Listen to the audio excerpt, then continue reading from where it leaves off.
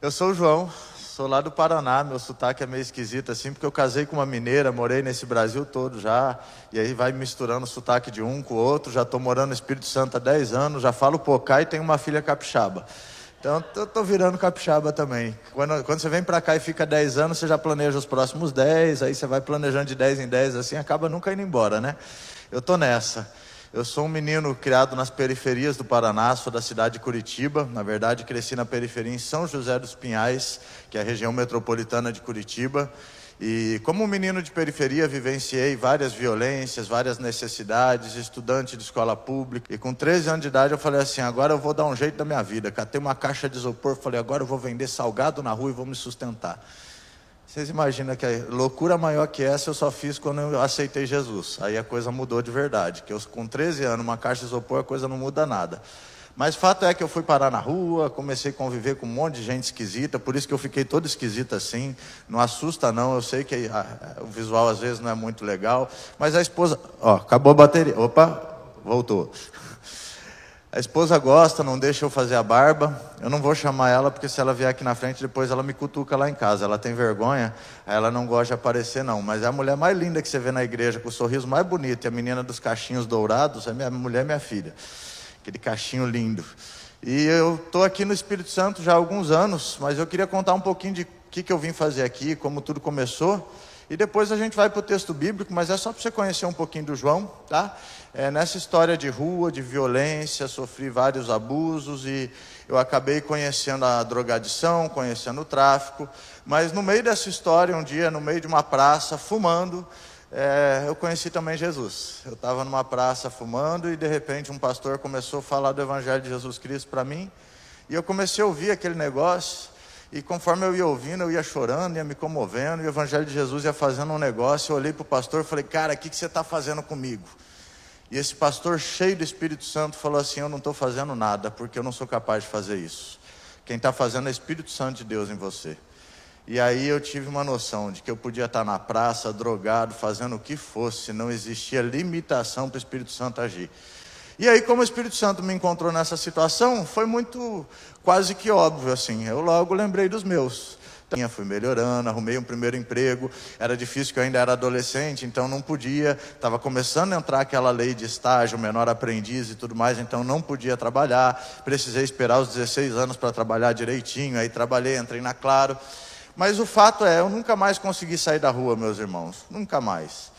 Deus me chamou, eu tinha 16 para 17 anos, eu sabia que eu ia ser pastor, eu sabia que Deus tinha me chamado para algo especial, mas o meu ministério, desde aquela época, e agora em abril, isso faz 20 anos, dia 19 de abril agora faz 20 anos que eu estou nessa brincadeira, eu nunca mais consegui sair da rua. Eu nunca mais consegui me afastar dos meus amigos. Eles me ensinavam o que eu podia comer, qual era a padaria que doava o pão melhor, qual era a churrascaria que doava o marmitex melhor. E vou dizer para vocês, na rua a gente come bem, viu? Acha que não. A gente não é bobo, não. Mas fato é que Deus foi mudando a nossa história. Deus foi mudando, foi fazendo um negócio. E com 16 para 17 anos eu fundei um ministério que na época chamava Sangue Bom. Quem deve lembrar do início dos anos 2000, tinha aquela moda de, ô, sangue bom, qual é sangue bom? E aí, sangue bom? E aí a gente nessa de sangue bom, a gente virou sangue bom. A gente saía para a rua nas madrugadas para levar lanche para os profissionais do sexo que estavam se prostituindo. E aí a gente reunia com as travestis, reunia com as garotas de programa, reunia com a população em situação de rua e passava madrugadas falando de Jesus. Aí a gente orava à noite, fazia longos períodos de jejum. E Deus foi fazendo um monte de coisa legal. Eu não tenho tempo para contar a história toda, mas assim, nessa história a gente plantou uma igreja. Essa igreja está ativa até hoje, lá em Curitiba. E aí, depois de alguns anos servindo, o Papai do Céu falou assim para mim, vai lá para o Espírito Santo. Essa é outra história mística, não vou gastar muito tempo com os detalhes, mas você imagina o que é você ter sonhos recorrentes com o mesmo lugar. Foi eu vindo para cá. Eu comecei a sonhar. E eu não sou de sonhar, eu sou um cara muito agitado, então eu tomo muito tarja preta para dormir, tomo aqueles remedinhos, aquela pílulazinha e ponho para dormir. Mas eu comecei a sonhar. E quando eu comecei a sonhar, eu falei, Deus só pode estar nisso. E no dia 4 de janeiro de 2015, eu cheguei aqui com uma mochila de roupa, uma prancha de surf, um violão, R$200 no bolso, e falei, Deus me chamou para ir para um lugar novo, para plantar uma igreja com moradores em situação de rua. Preciso dizer que não foi uma ideia tão boa assim, né? O pessoal não desceu, ela parecia brilhante na minha cabeça, mas não desceu tão bem assim para o pessoal. Alessio esteve lá com a gente, em 2016 eu entrei a estudar minha segunda graduação em teologia na Faculdade Unida, estudei com Alessio. Ele esteve já com a gente embaixo da ponte há uns 5 anos atrás, 6 anos atrás. Acho que a gente estava fazendo 4 anos de ministério lá. E fato é, olha que interessante para a gente começar a fazer sentido nisso tudo. Estamos embaixo da ponte, todo domingo, comendo e cantando com a população em situação de rua. Um belo dia, quem que aparece lá? Secretário Estadual de Saúde. Sem uma pessoa de comunicação para bater fotografia, sem um assessor, sem ninguém. Aparece lá, vê nosso movimento e fala assim, cara, eu posso reunir com vocês? Ele pode, irmão. E ele começou a reunir com a gente. E aí, reunindo com a gente, ele começou a fazer as pazes com uma espiritualidade que ele tinha latente lá da adolescência dele, das experiências com Deus, e começou a reviver esse momento embaixo da ponte. Aí o que acontece? Em 2020, ele me chama, vamos fazer tudo isso que a gente está fazendo aqui no SUS? E aí nós abrimos um projeto, que é uma política pública que já existia, chamada Consultório na Rua, existia desde 2011, mas aqui no estado ela não era implantada, e nós começamos a implantar uma política de consultório na rua a partir de um trabalho embaixo de uma ponte. Hoje nós estamos em 8 municípios. Nós fizemos no último ano 12 mil atendimentos à população em situação de rua, ou seja, nós visitamos Jesus 12 mil vezes nas ruas. Isso tudo nasceu embaixo de uma ponte. Só que o troço vai andando, né? Deus sabe fazer as coisas, a gente não sabe. Eu comecei a atender também a família da população em situação de rua. Volta e meia chegava uma mãe, chegava uma esposa, chegava um filho. E a gente vai fazendo amizade, né? Acho que o Alessio deve lembrar dessa história, que eu estava pastoreando uma igreja na Praia da Costa. E aí eu comecei a trazer o povo para dentro da igreja. Aí o pessoal começou a entrar em crise comigo. Aí eu falei, como a gente vai usar o mesmo banheiro que a população em situação de rua? E aí eu fui brilhante na resposta. Eu falei, não preciso usar. Todo mundo tem banheiro em casa, a gente deixa o banheiro para a população em situação de rua. Claro que eu fui demitido, fiquei embaixo da ponte junto com a minha população, isso acontece, mas fato é, o testemunho de Jesus ficou lá. E a coisa foi crescendo, e em 2018 nós fizemos uma amizade com uma família lá em Jardim Botânico, em Cariacica, é uma favela que tem lá perto de Rio Marinho, Caçaroca. E nós começamos a atender algumas crianças lá, que eram filhas dessa população em situação de rua na região. E começamos brincando, não sabia muito o que fazer, a gente dava doce, jogava bola, fazia uma gincana, bexiga molhada, aquelas coisas que crente faz sempre, a gente fazia. Porque a gente não sabia nem aonde isso ia dar, não tinha um projeto estruturado, falando, nossa, vamos fazer isso ou isso. Não tinha. Mas fato é, hoje, 5 anos depois, esse projeto está estruturado em Cariacica, está atendendo hoje cerca de 90 crianças, 5 vezes por semana. E aí, quando eu falo, Deus, deu, né? Já falei, a gente planeja de 10 em 10 e vai ficando. Eu falei, Deus, tudo que eu planejei deu certo, está na bênção, agora eu posso ir embora, né? Agora o Senhor me manda para uma nova terra. Aí Deus me lembra que eu tenho um professor que dá aula de luta para minhas crianças, que está trabalhando comigo há 7 anos. E ele é aqui do bairro da Penha. Vocês conhecem o bairro da Penha? Inclusive ontem teve operação policial, morte, tiroteio. E aí Deus fala, o que você vai fazer com esse professor que está te honrando há tanto tempo? Eu falei, não senhor, o senhor não está inventando essa... Deus é bom de mudar os planos da gente, né? Acontece isso com você? Você planeja, Deus vai lá e muda tudo? Rapaz, como Deus faz isso comigo? Eu pronto para transferir o cajado, passar para frente, Deus fala, não, mas nós temos o bairro da Penha. Nós temos uma família lá, toda criada no bairro, que se converteu e que está servindo com você há 7 anos. Tá bom, senhor, nós entendemos. E desde setembro do ano passado, nós estamos atendendo 99 pessoas no bairro da Penha, 6 vezes por semana, crianças entre 5 e 14 anos. E aí a gente atende eles com alimentação, jiu-jitsu, judô, krav maga, reforço escolar, inglês, fotografia. E se você tiver alguma ideia nova, a gente aceita, vamos subir o bairro da Penha, que estamos precisando. Mas eu estou falando tudo isso para você entender um pouquinho de quem é o João e o que eu vim fazer aqui hoje. Porque tem a ver com o que Deus está fazendo na minha vida. Tem a ver com o que Deus está fazendo e não com o que a gente é capaz de fazer. Lembrem que eu cheguei aqui contando que eu cheguei aqui com uma mochila de roupa e R$200 no bolso. Olha o que Jesus sabe fazer, né? Esse ano nós recebemos do governo estadual do Espírito Santo, eu nunca fui partidarista de nada, nem você, nem vou falar de política, mas eu recebi uma ajuda do governo do Espírito Santo em reconhecimento à nossa transparência e prestação de contas. Nós recebemos um incentivo de 40 mil para poder trabalhar políticas de prevenção ao uso abusivo de drogas no alto do morro, na cara da boca de fumo. Tem lugar melhor para a gente trabalhar isso? Não tem, né? Só desenhado por Deus. Como o governo viu isso? Não sei. Como a gente conseguiu? Não sei, irmãos. Não sei nem como que o secretário foi parar lá embaixo da ponte. Eu sei que Deus fez e está fazendo. E o desejo é que Ele continue fazendo. Eu estou contando isso tudo para você conhecer um pouquinho do nosso projeto. Se você puder acessar, nosso projeto por muitos anos chamou Projeto Maltrapilho. Muita gente conheceu a igreja na rua e o projeto Maltrapilho. Quando eu subi o morro e comecei a atender os moleques olhavam e falavam assim, pô, maltrapilho não, velho. Maltrapilho não fica bem não. E aí a gente mudou para Instituto Mobilização e Transformação. Se você procurar no Instagram, pode acessar seu celular aí, imt.br. Você vai encontrar um bocado do que a gente está fazendo no bairro da Penha. Meu irmão, minha irmã, se você lembrar dessas histórias que eu contei, ore por nós. Ore por nós, que nós precisamos de oração. O que nós mais precisamos é de oração. Precisamos de grana também. Mas sem oração a gente administra a grana errado também. Então nós precisamos de oração primeiro. Depois a gente vê questão de grana, voluntariado, parceria. Tudo isso é possível. Se você se sente chamado para atuar nessas áreas de vulnerabilidade, fala com a gente no final do culto. Tem muita necessidade ao nosso redor. Tem muita gente precisando ganhar um abraço de Jesus. Precisando comer um pão com queijo, um cafezinho e ver Jesus nesse pão com queijo. Amém, gente? Posso pular agora?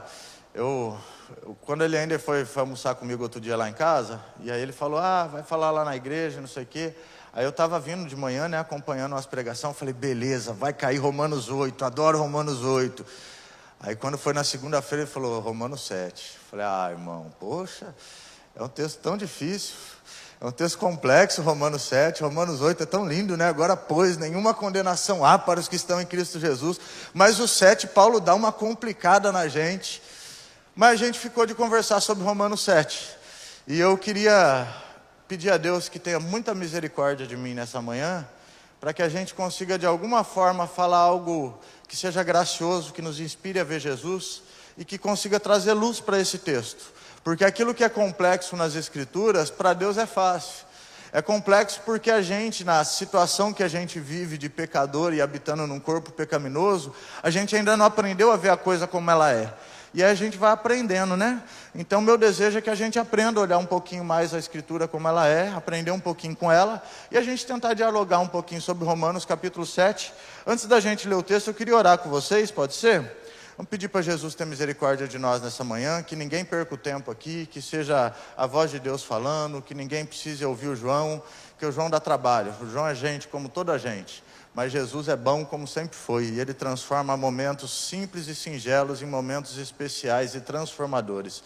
Papai, essa é a nossa oração. O Senhor é bom, nós confiamos no Senhor, nós acreditamos na Tua palavra, nós confiamos no Teu Espírito e te pedimos que nessa manhã o Teu Espírito ache em nós um coração sedento. Livra os meus irmãos de ouvir o pregador, livra os meus irmãos de ouvir pensamentos humanos, mas que aquilo que o Senhor quiser falar com a gente, aquilo que o Senhor quiser falar de maneira subjetiva, aplicar para a nossa realidade, que o Senhor encontre em nós um coração disposto, um coração sedento, capaz de te ouvir. Coração capaz de te obedecer. Se o Senhor quiser mudar algum plano, se o Senhor quiser mudar alguma coisa na nossa vida, muda a nossa vida nessa manhã. Queremos sair daqui com a certeza de que te ouvimos, com a certeza de que o Senhor falou e com a certeza de que o Senhor é o nosso Deus. Ajuda-nos a te perceber nas nossas fragilidades, nas nossas dores, nas nossas angústias. Ajuda-nos a te perceber na palavra, ajuda-nos a te perceber na comunhão. Em nome de Jesus, fala conosco. Amém. Gente, vamos lá para Romanos 7, mas antes de ir para Romanos 7, eu queria só fazer uma recapitulação do que é o texto de Romanos. Tá? Eu acho que todo mundo lembra que Romanos é um texto escrito pelo apóstolo Paulo, e o apóstolo Paulo, antes de ser Paulo, era meio doido igual eu, assim, não batia bem da cabeça, tinha as histórias dele complicadas lá, e as histórias dele complicadas também não é coisa de ficar narrando aqui, que as histórias do passado é do passado, o bonito é o que Deus faz, né? Então se a gente ficar falando também do que fez no passado, vai ficar dando glória para o que não deve ser olhado. Vamos olhar para o que Paulo faz. Paulo se torna o maior sistematizador de teologia da história do Evangelho. Nunca ninguém sistematizou tanto conhecimento teológico quanto o apóstolo Paulo. E a carta aos Romanos, para mim, é uma carta muito especial, porque quando eu me converti, eu li um livro chamado A Vida Cristã Normal, de Watchman Nee. E esse livro, A Vida Cristã Normal, é uma exegese de Romanos. E é um dos melhores livros, um dos maiores tesouros que eu encontrei na vida. Não à toa, quando eu contei para vocês do sangue bom, o sangue bom nada mais era do que eu pregando Romanos no meio da rua para travesti. Porque eu não sabia fazer outras coisas, então eu ia na literatura, buscava, trazia o subsídio, ia lá e entregava. Era basicamente assim o nosso ministério. E Romanos, Paulo começa falando sobre uma coisa, sobre o poder do Evangelho. Paulo, desde o início, anuncia que o Evangelho é poder de salvação para todos. Isso é importante a gente perceber sobre Romanos. Romanos não é uma carta de condenação, Romanos não é uma carta de instrução para quem não é crente, Romanos é uma carta de instrução para aqueles que creem, e aqueles que creem, creem que o poder do Evangelho é suficiente. Mas aí ele vai trazer duas questões, ele vai falar em Romanos 2, 3 e 4, sobre a questão dos pecados que nós cometemos e o pecado estrutural que habita em nós. Ele vai falar que nós temos um pecado que não tem para onde fugir dele, que ele faz parte da nossa natureza. Mas ele fala também que existem pecados que nós cometemos e que nós precisamos estar atentos a esses pecados. Já em Romanos 5, versículo 1, Paulo começa falando assim, que através de Jesus Cristo nós somos justificados mediante a fé e por isso temos paz com Deus. Esse texto é maravilhoso, porque ele que vai desencadear em Romanos 7. Ele começa a ideia de Romanos 7 dizendo assim, estejam em paz. A partir da fé em Jesus Cristo, vocês são justificados perante Deus, e vocês podem andar em paz. Isso que diz Romanos 5:1. Aí no Romanos 6 ele vai falar sobre as práticas do pecado, mas a superabundância da graça. Vai falar que essa graça veio por meio da obediência de um só homem. E que essa graça é suficiente para tornar todos nós que cremos nesse homem justos, justificados. E aí ele chega em Romanos 7. E olha que interessante como é que ele começa Romanos 7. Agora, irmão, vocês que conhecem a lei, não sabem que ela se aplica apenas enquanto a pessoa vive? Por exemplo, quando uma mulher se casa e pela lei se une ao seu marido enquanto ele estiver vivo. No entanto, se ele morrer, as leis do casamento já não se aplicarão à mulher. Portanto, enquanto o marido estiver vivo, mas se ela casar com outro homem, cometerá adultério. Mas se o marido morrer, ela ficará livre dessa lei e não cometerá adultério se casar novamente. Assim, meus irmãos, vocês morreram para o poder da lei quando morreram com Cristo, e agora estão unidos àquele que foi ressuscitado dentre os mortos.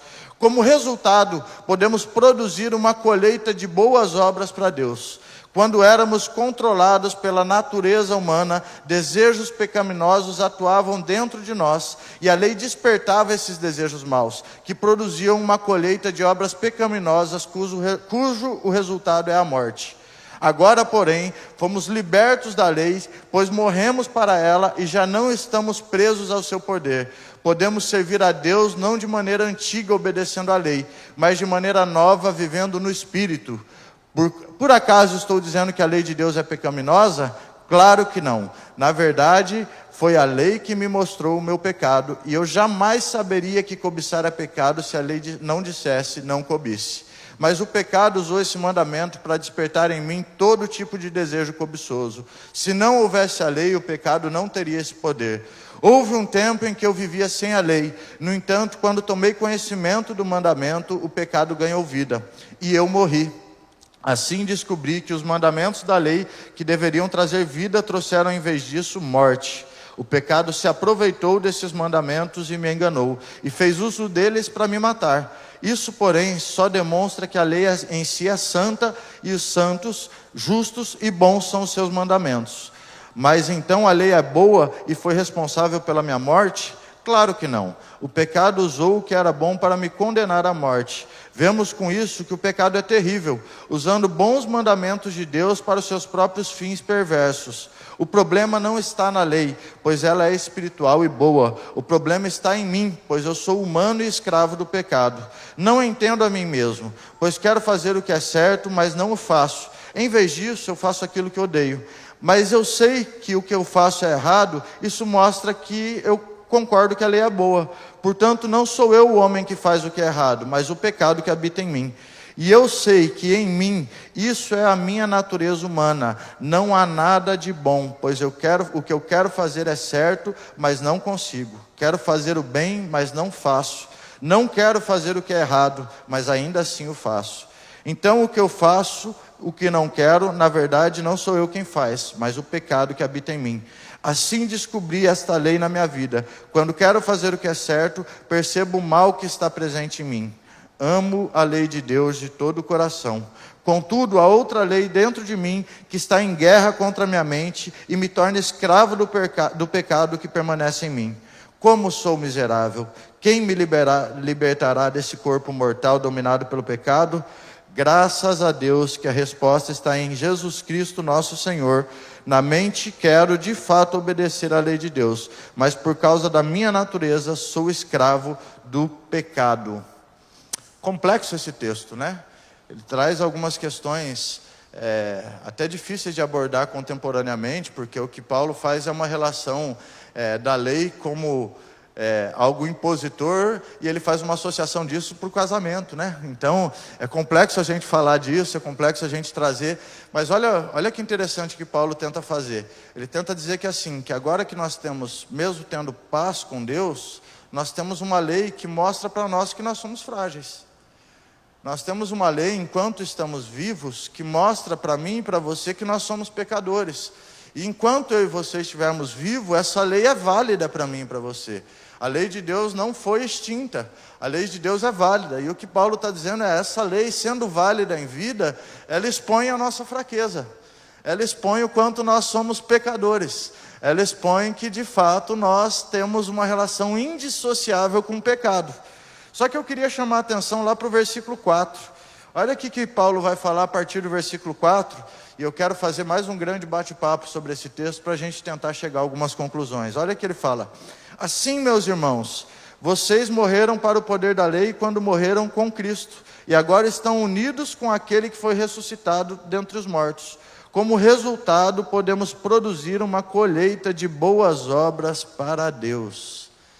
Olha o estado que o apóstolo Paulo enxerga aqueles que estão em Cristo Jesus. Ele diz, embora haja uma lei que indissociavelmente vai te denunciar o tempo inteiro, você que já está em Cristo Jesus, você que já tem o senhorio de Cristo Jesus sobre a sua vida, você já morreu com Cristo Jesus.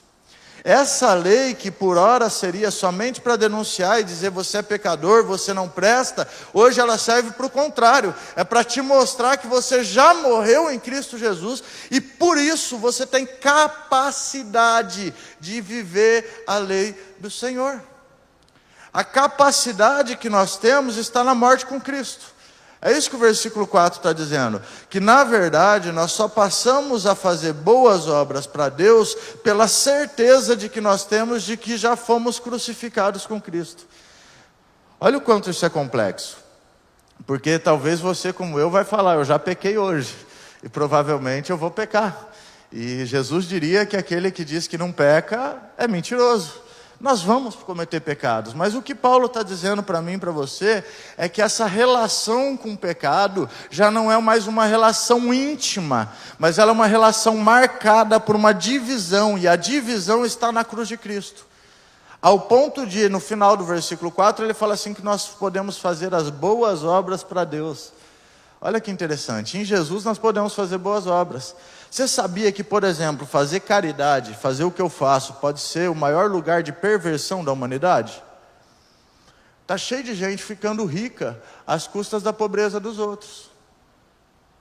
Está cheio de gente expondo a tragédia dos outros para poder arrecadar.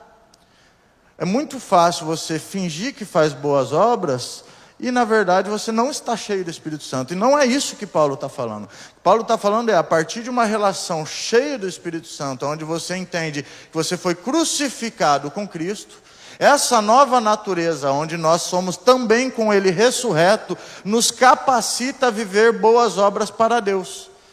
Ou seja, nós só somos capacitados a viver de fato boas obras que glorificam a Deus. E lembrando que Jesus dizia que esse era o alvo, né? Que nós façamos as obras, eles olhem para nós e glorifiquem o Pai que está nos céus.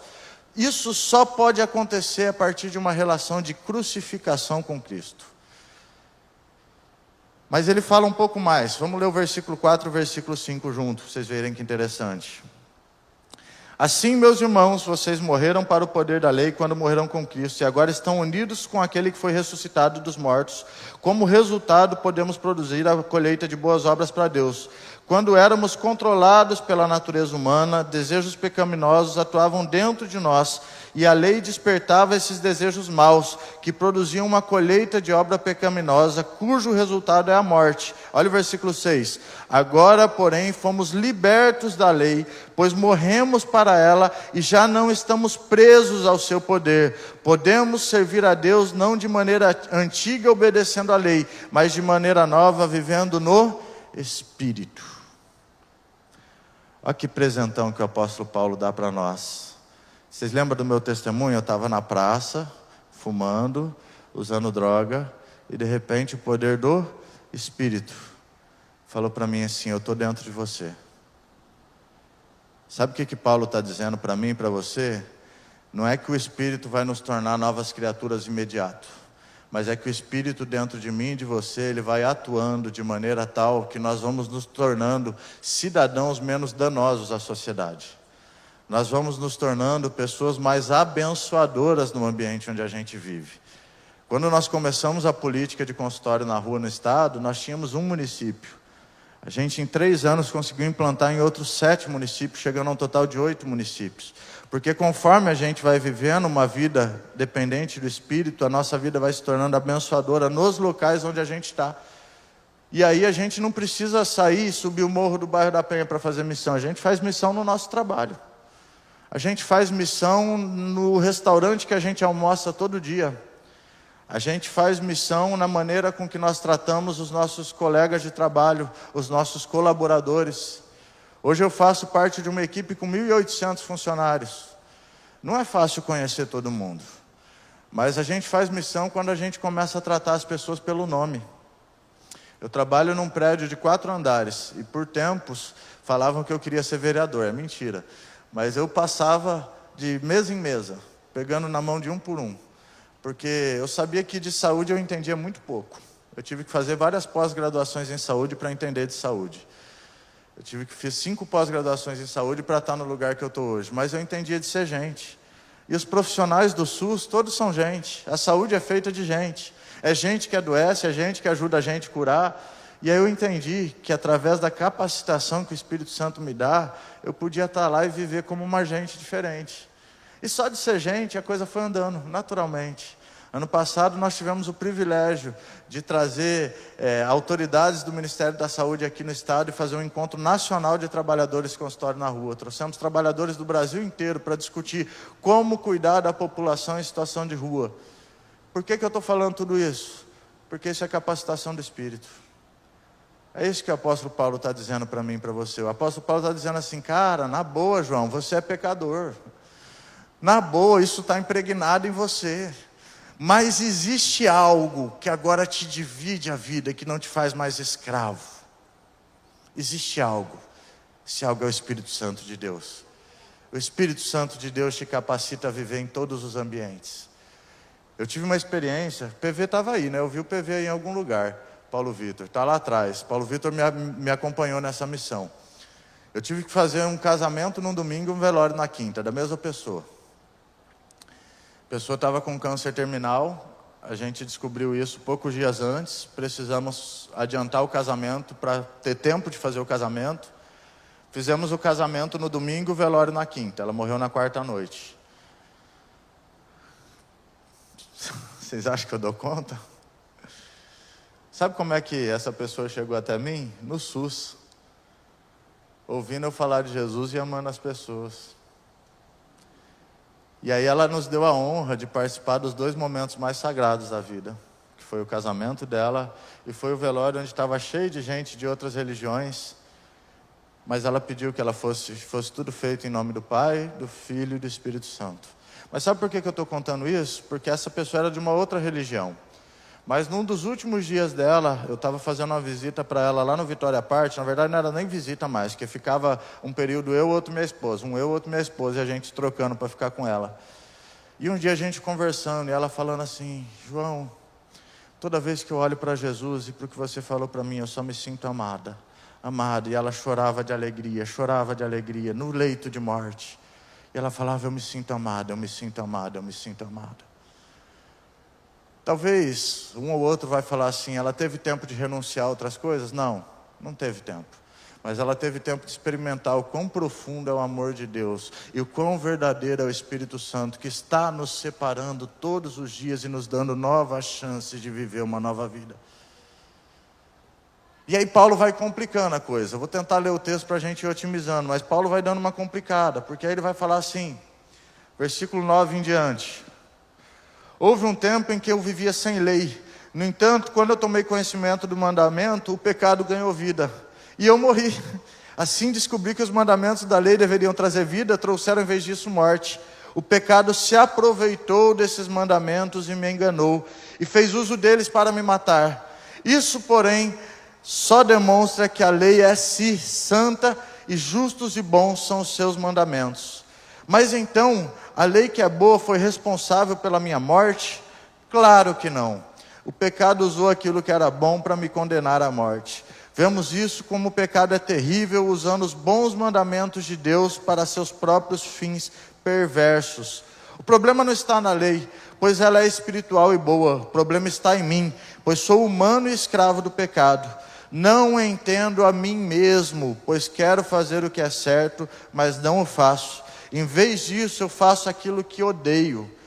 Mas se eu sei que faço o que é errado, isso só mostra que eu concordo que a lei é boa. Olha o que Paulo está trazendo para mim e para você. A lei, eu gosto muito, quando eu me converti, meu pastor tinha uma banda de rock pesado, e ele tinha uma música chamada A Lei. Tinha não, tem, porque toca hoje. Ele toca com Ratos de Porão, toca com essas bandas bem agressivas, e a música diz assim, as leis de Deus são para te proteger. As leis de Deus são para te proteger. O que Paulo está dizendo nesse texto é isso. Que quando a gente olha para a lei e a gente reconhece o nosso estado de pecado, normalmente a tendência é falar, eu sou o cocô do cavalo do bandido, eu sou o pecador, eu sou isso, eu sou isso. E o que Paulo está falando é não. Se você está tendo capacidade de olhar para a lei e se perceber pecador perante a lei, já é o Espírito agindo em você de forma que vai te tornar santo, porque a lei é santa. A lei de Deus é para nos proteger e nos aprimorar, para que a gente tenha condições de viver a vida. E aí Paulo fala assim, mas eu tenho uma dificuldade, brother, e eu acho que você deve ter essa mesma dificuldade que Paulo, porque eu tenho. O que eu quero fazer, eu não faço. Mas o que eu não quero, como eu sou bom de fazer isso. Como eu sou bom de fazer o que eu não queria fazer. E o apóstolo Paulo fala isso sem nenhum peso, sem nenhuma dificuldade. O apóstolo Paulo reconhece, eu acho que esse é um dos textos mais maravilhosos sobre a graça, porque ele reconhece o seu estado de miserabilidade. Ele fala assim, por um lado o Espírito Santo me dá a capacidade de viver a lei, por outro lado eu sou um miserável, eu não consigo viver nem o que eu acredito. Você já reparou o quanto a gente é incoerente nas nossas crenças? O quanto a gente acredita em tantas coisas e às vezes a gente sai dessa porta para fora e muda a nossa... Eu vou contar para vocês uma incoerência minha. Eu ganhei um dia de uma churrascaria, uma comida muito boa, e reparti com o pessoal na rua. E quando eu estava voltando para casa, tinha sobrado um resto. Eu falei assim, Deus, me dá uma visão de quem de fato está com fome, para não dar para a pessoa jogar fora. Como se eu tivesse alguma coisa a ver com o que a pessoa vai fazer com o que eu dei para ela, né? Mas tudo bem. E eu, Deus, me mostra, abre minha visão, eu preciso perceber. E aí eu estou no carro, de vidro fechado, com ar-condicionado. Passo no primeiro sinal, alguém pedindo. Eu não falo nada. Passo no segundo. A hora que eu chego no terceiro sinal, eu parei, eu falei, Deus, o Senhor trombou o meu caminho, eu não te reconheci. O Senhor estava na minha frente, eu não te percebi. E pior, eu estava orando para ver se eu percebi o Senhor ainda. Eu estava apelando para a máscara religiosa, apelando para qualquer coisa, para ver se eu conseguia ter capacidade de perceber o Senhor, quando o Senhor estava na minha frente. É sobre esse pecado que Paulo está falando. Ele está falando, cara, eu não queria fazer isso, mas por vezes eu vou orar para perceber o que está na minha frente. Por vezes eu vou orar e buscar respostas para aquilo que Deus já deu respostas. Porque a resposta, na verdade, é a capacidade do Espírito Santo de nos deixar santos. A resposta que nós precisamos é essa resposta de santificação através do Espírito Santo todos os dias. É difícil falar sobre isso, porque santidade, por vezes, a gente acha que é algo metafísico, que é algo sobrenatural.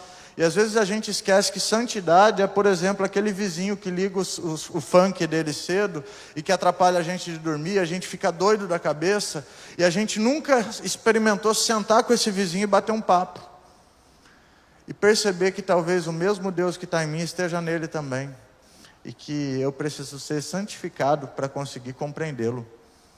Santidade é a gente conseguir ouvir tudo que está conversando aqui e entender que mesmo que você pense diferente, mesmo que você fale, eu nunca ajudaria um morador em situação de rua, não tem problema. A santidade diz que nós podemos ser diferentes e pensar diferente e obedecer um só Espírito. Inclusive, a santidade diz para mim que o diferente é quem me santifica. Porque, de maneira geral, a santidade que permanece a mesma não é santidade. A santidade precisa do diferente. A santidade precisa mudar a perspectiva de olhar. Não à toa, lá na frente, nesse mesmo texto, Paulo vai dizer que a gente deve mudar de mente. A gente deve viver constantes metanoias, renovando o nosso entendimento. Esse é o termo que o apóstolo Paulo usa. Mas olha para a gente chegar na conclusão do texto e caminhar um pouquinho para o final, o que ele vai falar a partir do versículo 17. Portanto, não sou eu quem faz o que é errado, mas o pecado que habita em mim. Eu sei que em mim, isto é, em minha natureza humana, não há nada de bom, pois o que quero fazer é o que é certo, mas eu não consigo. Quero fazer o bem, mas eu não o faço. Não quero fazer o que é errado, mas ainda assim o faço. Então, se o faço o que não quero, a verdade é que não sou eu quem faz, mas o pecado que habita em mim. Assim, descobri que a lei é a minha vida quando quero fazer o que é certo, e percebo que o mal está presente em mim. Amo a lei de Deus de todo o meu coração. Contudo, há outra lei dentro de mim que está em guerra com a minha mente e me torna escravo do pecado que permanece dentro de mim. Como sou miserável! Quem me libertará do corpo mortal dominado pelo pecado? Graças a Deus, a resposta está em Jesus Cristo, nosso Senhor. Na mente quero de fato obedecer à lei de Deus, mas por causa da minha natureza humana, sou escravo do pecado. Eu vou até avançar 2 versículos, que aí Romanos 8:1 ele começa dizendo assim: agora pois já nenhuma condenação há para os que estão em Cristo Jesus. Versículo 2 ele diz assim: porque a lei do Espírito da vida os libertou da lei do pecado e da morte. Olha que interessante, Paulo, e talvez isso seja o mais maravilhoso da teologia paulina. Paulo ele tem uma completa consciência da ação do pecado dentro de si, ao ponto de dizer assim: esse pecado que habita em mim é uma lei que impera no meu corpo, e se eu vivo nesse corpo existe essa lei imperando. Mas agora que eu estou em Cristo, uma nova lei impera, é a lei do amor de Jesus. E na lei do amor de Jesus, ela me faz amar a lei e não odiar. Eu amo esse versículo, amo a lei do Senhor. Quando eu consigo perceber que o amor de Jesus está nas suas leis, nas suas ordenanças, eu consigo perceber que Deus está me amando cada vez que me corrige, cada vez que me exorta, cada vez que eu me percebo pecador, cada vez que eu me percebo mudando. Vou confessar um pecado bobo para vocês, bem bobo. Semana passada, eu indo para a igreja, eu distraí no trânsito e bati o carro. Só que já tinha alguns dias que eu estava distraindo no trânsito por trabalhar demais, e estava muito cansado, e tinha alguns dias que eu estava percebendo que eu estava fazendo algumas coisas erradas no trânsito. O que eu estou querendo dizer é que teve alguns dias que a lei do Senhor tentou me ajudar a perceber que eu precisava descansar, porque a lei diz que é necessário descansar. A lei diz que é necessário um dia de descanso. Só que eu não me protegi com essa lei. E aí eu tomei um prejuízo enorme, bati o carro. Essa semana resolvi parcialmente, meu carro está aí, está andando, mas não está resolvido. Ainda vai mais uma grana. A lei de Deus estava ali para me proteger. Mas o meu pecado de trabalhar demais, meu pecado de querer produzir demais, meu pecado de querer ganhar demais, fez com que eu batesse o carro num acidente bobo. Graças à misericórdia de Deus, ninguém se machucou, não teve outro carro no veículo, foi só eu e uma mureta, eu, minha esposa e uma mureta. A lei diz que descansar é necessário. O cansaço mata, não é a lei que mata. O que mata é eu não saber lidar com a voz do Espírito Santo que diz assim: descanse, porque o descanso é para te proteger. Mas aí o apóstolo Paulo já traz como solução para isso tudo, e é esse texto que eu queria que ficasse guardado no coração de vocês. O último versículo, ele diz assim, e aí nós vamos ler os dois primeiros de Romanos 8. Graças a Deus, a resposta está em Jesus Cristo, nosso Senhor. Na mente quero de fato obedecer à lei de Deus, mas por causa da minha natureza humana sou escravo do pecado. E ele continua: agora, pois, já nenhuma condenação há para os que estão em Cristo Jesus, porque a lei do Espírito da vida nos libertou da lei da morte e do pecado. Meu irmão, de tudo que eu falei aqui, tem uma coisa que presta, e é isso que eu quero que você guarde.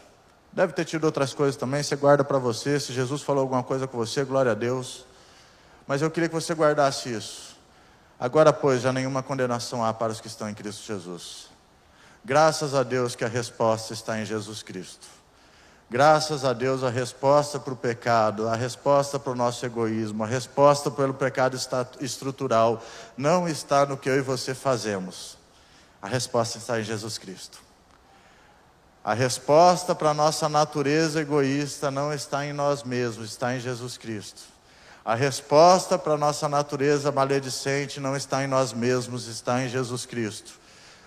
A resposta para a nossa vida, para os nossos problemas financeiros, para os nossos problemas conjugais, para os nossos problemas de relacionamento, não está em nós mesmos, porque tudo isso é problema de pecado. E o problema do pecado é solucionado uma vez por todas em Cristo Jesus. Agora, pois, já nenhuma condenação há para os que estão em Cristo Jesus, porque a lei do Espírito da vida nos libertou da lei do pecado e da morte. Meu desejo, dizer tudo isso e contar tudo isso para você, é que nós possamos sair daqui mais sedentos do Espírito Santo. Porque é a lei do Espírito da vida que liberta da lei do pecado e da morte. É a lei do Espírito da vida que dá a gente a chance de viver uma vida como gente liberta, como gente inocente, como gente perdoada, resgatada, justificada, amada pelo Pai. A gente toma muito remédio para viver a vida comum. Eu tomo muito remédio só para conseguir chegar aqui e conversar com todos vocês. Porque de maneira geral, e quem me viu no início do culto vai ver, eu estou sempre num canto jogado sozinho. Porque para mim é mais fácil estar num canto jogado sozinho. Mas a lei do Espírito da vida me diz que se eu viver num canto jogado sozinho, eu também não vou estar vivendo a plenitude da comunidade que Jesus me revelou. Cara, o Espírito Santo de Deus nos convida a ser mais cheios dele.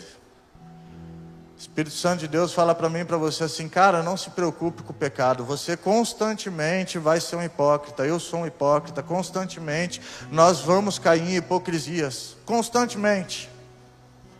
Mas a lei do Espírito da vida nos libertou da lei do pecado e da morte. E agora, pois, já nenhuma condenação há para os que estão em Cristo Jesus. O Espírito Santo nos convida, vamos para Jesus?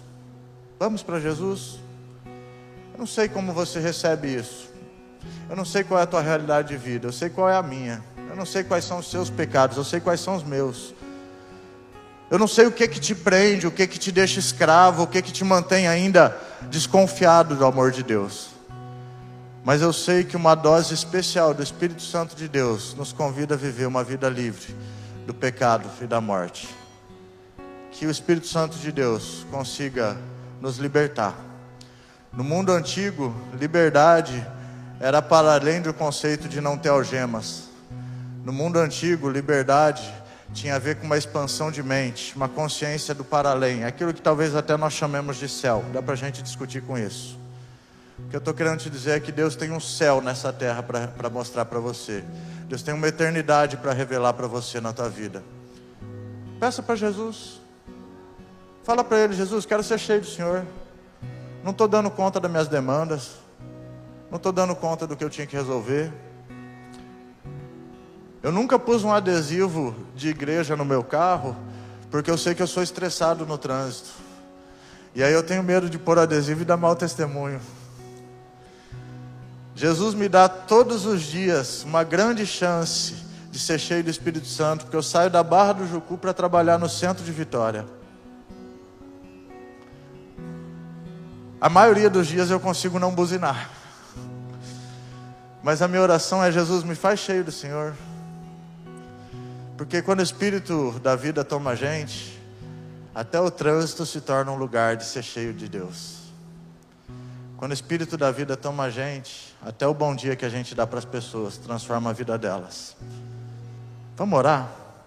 Vamos pedir para a gente conhecer esse Espírito que nos liberta em plenitude, para que a gente possa desfrutar mais da paternidade de Deus.